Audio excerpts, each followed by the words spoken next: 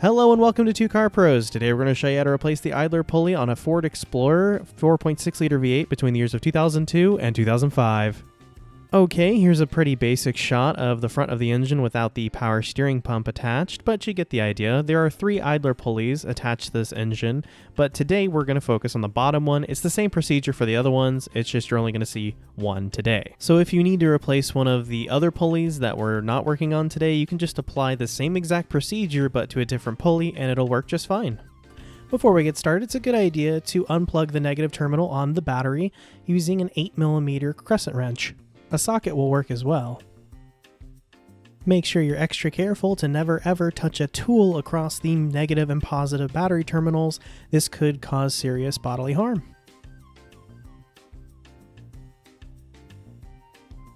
Next, we need to check if the engine's cooling system is cool enough to work on, so squeeze the upper radiator hose, and if it gives way, this means the engine is not under pressure, and you can open the petcock at the bottom of the radiator on the passenger side, and we're going to let all the coolant spill out.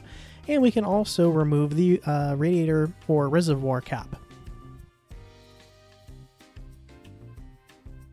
Next, we can remove these 2 plastic engine bezels. This one just kind of pulls off using a clip system. However, this one that's located on top of the engine requires 4 bolts. Ours only has 3, but there are 4 there if yours has all the bolts intact. Ours just doesn't. It's a 1/4-inch drive. There's no socket required, and a little extension helps as well. With the radiator fluid removed, we can remove the upper radiator hose.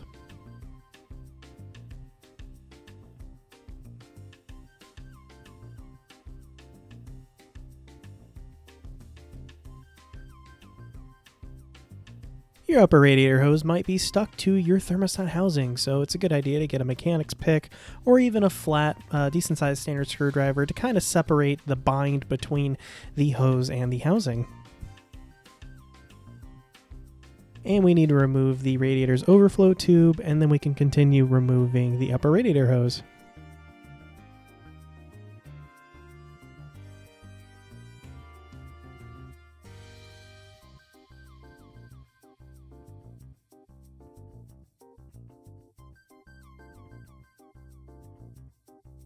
Next, we need to work on removing this radiator shroud, so this is going to involve removing these AC lines out of these tricky little clips.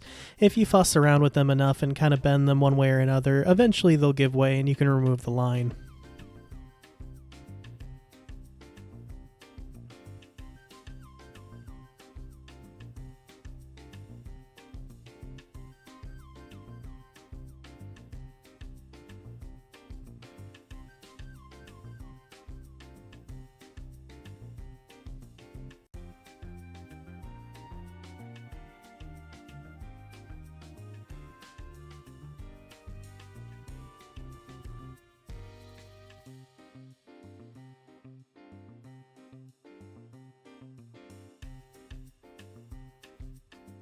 Now we're going to take an 8mm socket and remove the 2 bolts that hold the radiator shroud in place.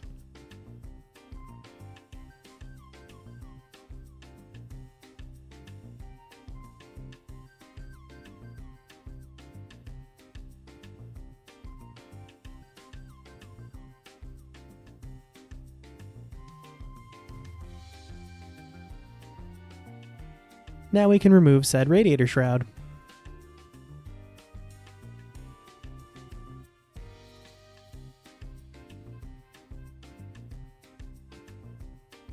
Now, if you don't have the proper tools to hold the water pump pulley, you can also use a large pipe wrench like we have here. You can rent that tool I just showed you at O'Reilly's or any auto parts store for pretty inexpensive or usually free. I highly recommend doing that, but if you don't, you can use a large pipe wrench to kind of hold that pulley while you're removing the radiator fan. Now we can use a big adjustable wrench. I do not know how big the size is. I just used an adjustable wrench. And we're going to put it on the radiator fan nut, and we're going to grab a hammer and hit it loose. Luckily with this car, it's a normal thread, but on any other car it could be different. Just pay attention to the fan blade pitch. See, our fan has to rotate that way. If you're looking at it from the front of the vehicle, it needs to turn anti-clockwise. to spin, so you use the exact same motion to walk it off the threads. Pretty easy. But pay attention, if your fan pitches the opposite direction, you are going to hammer it to the right, so it's a reverse thread. But we got lucky, it's a normal thread. But there might be a silent revision, so do please pay attention to that. And next we can remove the serpentine belt. You're just going to grab a 3/4 inch drive ratchet and remove the tension off the tensioner by pushing downward. Make sure when you're removing the serpentine belt, it's always a good idea, if you don't have a diagram, to take a photo of how it's routed. There's plenty of resources online to find that information, and I also believe on this particular car, they put the belt diagram underneath the hood. But again, it's always a good idea to take pictures with your smartphone or something, just so you have a photo record of what the belt looked like, because this one's kind of tricky.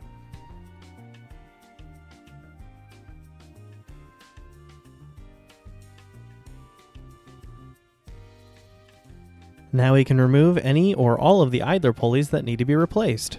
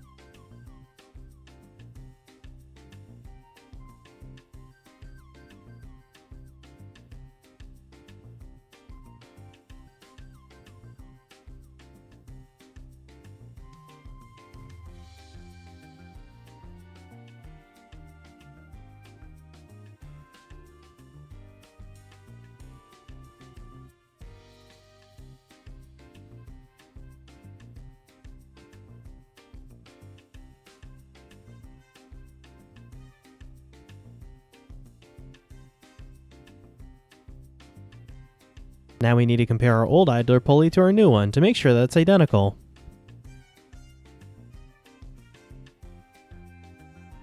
If you're doing all the idler pulleys, make sure the correct pulleys go in the correct spots. Some are smooth and some have ribs for the serpentine belt.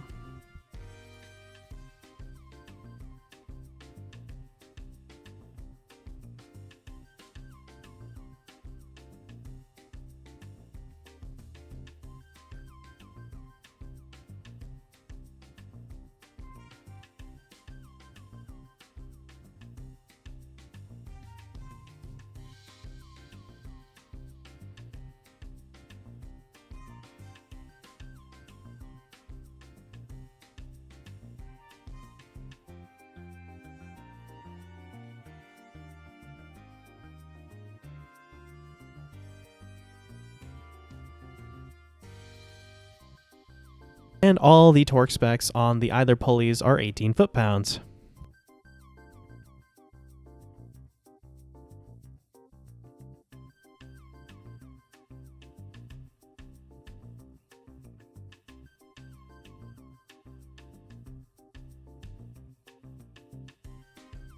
Now we can close the petcock on the radiator.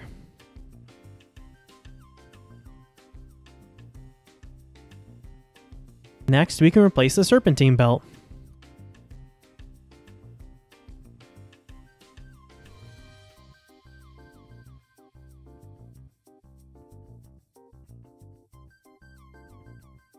Here's a great diagram that'll show you how I'm trying to route this belt. I'm sorry if it's not too detailed for you, but I think it explains things a little bit better than the video does.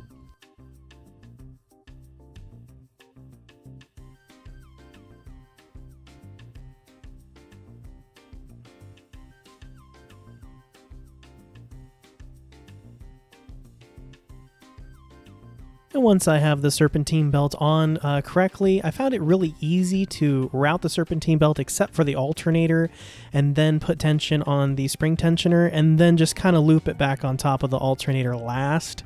I found that to be the easiest way to do things, and once it's on, you're going to go ahead and manually, use your hand and feel around and make sure that the belt is on all the pulleys correctly, because if it's not on the pulleys, it can walk off, and then you have another problem that the serpentine belt's not on when you start the engine, and that could cause some problems. Next, we're going to replace our radiator fan. So we're just going to walk it back on, Luckily with this fan, to walk it on, it's just righty-tighty as normal. But again, pay attention to your fan blade's pitch. If they look like this, then you can copy us. But if they're the opposite, do the opposite of what we're doing.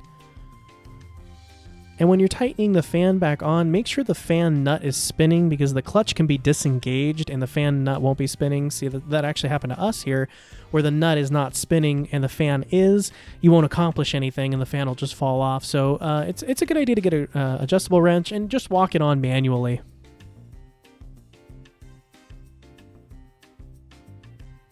Okay, so once it's walked on all the way back, you can get it by hand or with a wrench.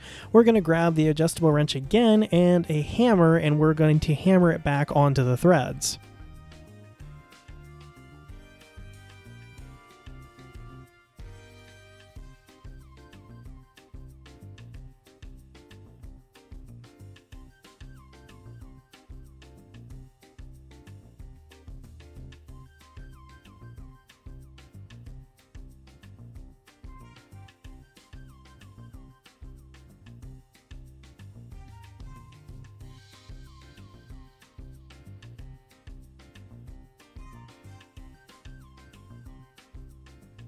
You want to make sure this is on nice and snug. You really don't want your fan walking back off your threads right into your radiator.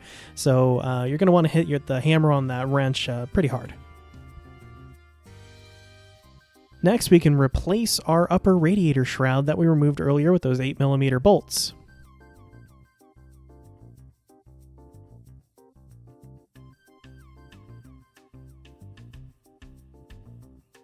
Then we need to replace the AC lines that we had to remove earlier by clipping them back into their homes. Now we can replace our overfill line that we removed earlier and our upper radiator hose.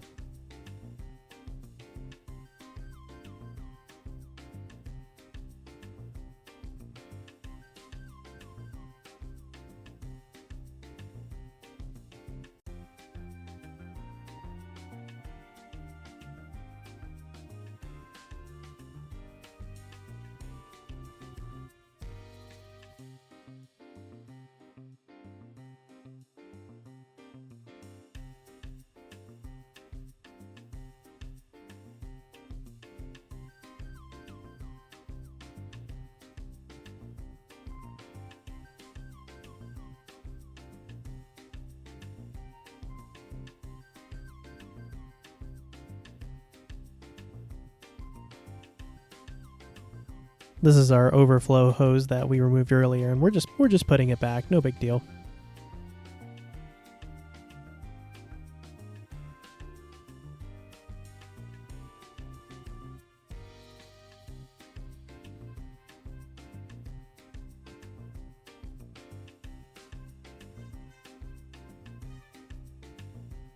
Now we need to replace the coolant. I'm using a fancy pants funnel, but any funnel will do, or you can just have a really steady hand. That works as well.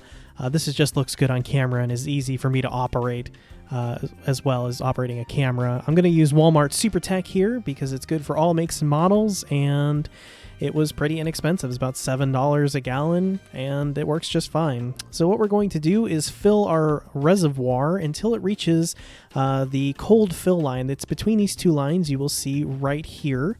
And you want to get it right between that level. Now we can reconnect our battery that we removed earlier. Again, I believe that's an 8mm bolt you're going to screw back on with a wrench or a socket.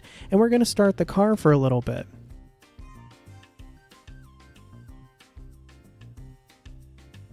Once the engine's been running for a little bit, you're going to notice a drop in coolant, so you're going to need to add coolant until it is right between those 2 points once again, and then you're going to let it run for quite a while. As long as the engine is running, the thermostat is going to open, and this is going to let the coolant explore all kinds of air pockets inside of the engine. So let the engine run and just keep an eye on it. As it goes down, just add some more until it becomes good between those 2 points that you just saw.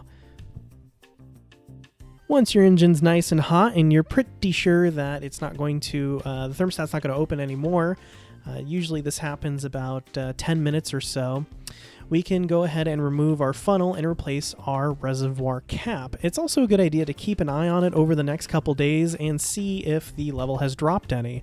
Of course, waiting for the car to become cool before you open the cooling system. Now we can replace the 2 plastic engine bezels we removed earlier. Again, the top one is just a simple 4 bolts that use a 1/4 inch drive to screw in.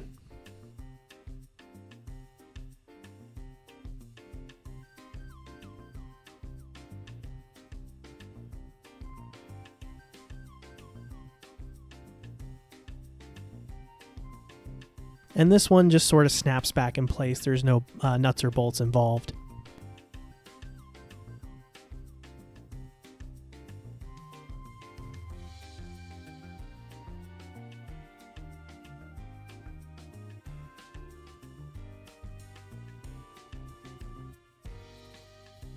Thank you so much for watching. If you have any questions, please visit twocarpros.com, where our online automotive experts are standing by ready to help for free 24/7. Thanks again, and we'll catch you next time.